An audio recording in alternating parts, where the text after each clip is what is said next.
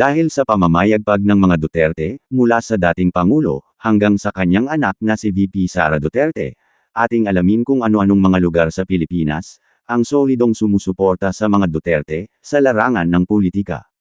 Kung ang mga survey firms sa Pilipinas ang tatanungin, iisa ang kanilang sinasabi, si VP Sara Peren, ang nangunguna sa pagkapangulo ng Pilipinas, kung ating pag-uusapan, ay ang 2028 election.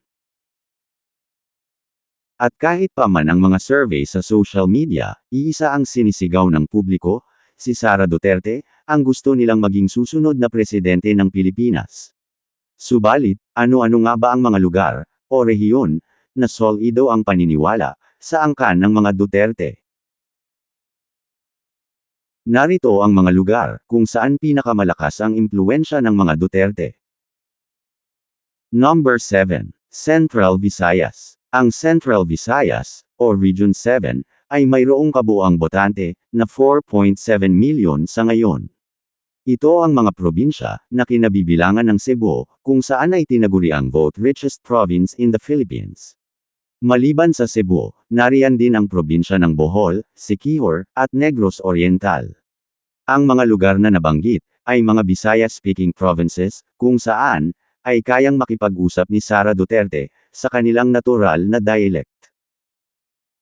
Number 6. Zamboanga Peninsula. Ang Zamboanga Peninsula, o Region 9, ay rehiyon sa Mindanao, na kinabibilangan ng mga probinsya ng Zamboanga del Norte, Zamboanga Sibugay, Zamboanga del Sur, at Province of Sulu, kasama ang mga syudad, ng Zamboanga City, at Dipolog.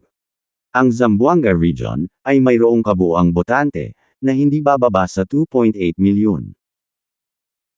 Number 5. Northern Mindanao. Ang Northern Mindanao, o Region 10, ay kinabibilangan ng mga probinsya ng Bukidnon, Camiguin, Lanao del Norte, Misamis Occidental, at Misamis Oriental. Sa rehiyon na ito din matatagpuan, ang isa sa pinakamalaking syudad sa Mindanao, ang Cagayan de Oro City. Ang Northern Mindanao, ay may kabuuang botante, na hindi bababa sa 3.1 million voters.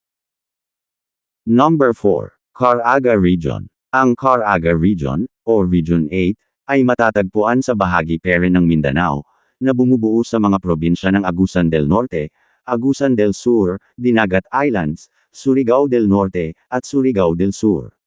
Ang rehiyon na ito, ay may kabuuang bilang ng botante, na hindi bababa sa 1.9 million.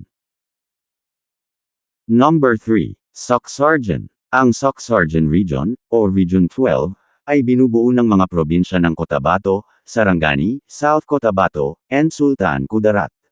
Pinakasentro ng rehiyon, ang syudad ng General Santos City.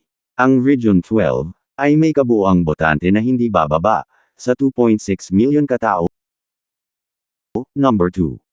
Eastern Visayas. Ang Eastern Visayas, o Region 8, ay binubuo ng mga probinsya ng Biliran, Eastern Samar, Leyte, Northern Samar, Western Samar, at Southern Leyte. Dito din matatagpuan ang Tacloban City, na kung saan, ay nanguna si Bongo at Bato, sa nakaraang midterm election. Ang rehiyon ay may kabuuang botante, na hindi bababa sa 3.2 milyon na mga botante. At ang ating number 1, at pinaka-nangunguna sa listahan, ay walang iba kundi ang hometown ng mga Duterte, Davao Region. Ang Davao Region, o Region 11, ay binubuo ng mga probinsya ng Davao de Oro, Davao del Norte, Davao del Sur, Davao Occidental, at Davao Oriental. Pinakasentro ng rehiyon ang Davao City. Ang kabuuang rehiyon, ay may total number of votes na hindi bababa, sa 3.3 milyon na mga botante. Ito ang mga lugar o rehiyon, mga probinsyang malakas ang impluwensya ng mga Duterte.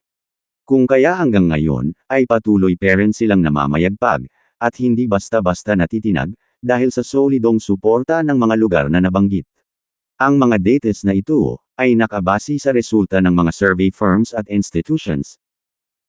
Ikaw, naniniwala ka ba at agree, na ang mga probinsyang ito, ang bumubuo sa solidong suporta ng mga tao sa pamilyang Duterte?